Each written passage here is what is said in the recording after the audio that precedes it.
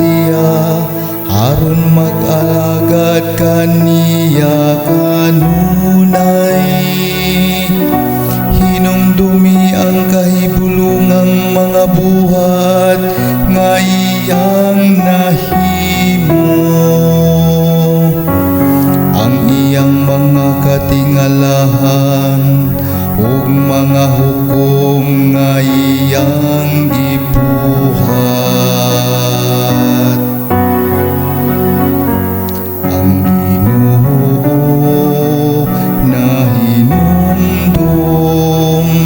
sa iyang kasabutan, hangtod sa kahangturan.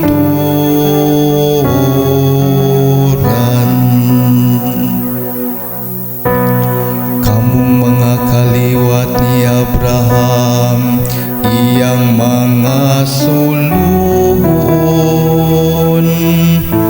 mga anak ni Jacob, iyang mga pinili. Siyang Ginoo mao ang atong Dios. Sa tibok nga yuta nagahari ang iyang mga hukom.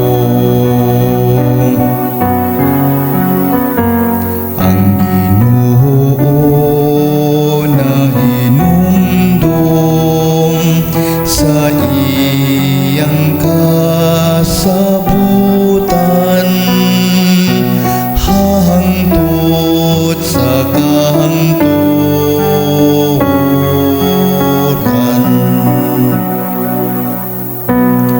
Nahinumdum siya sa kahangturan sa iyang kasabutan, nga iyang gipalungtad sulod sa usa ka libo nga mga kaliwatan, nga iyang gihimo tali kang Abraham, ug pinaagi sa iyang panumpa kang Isaak.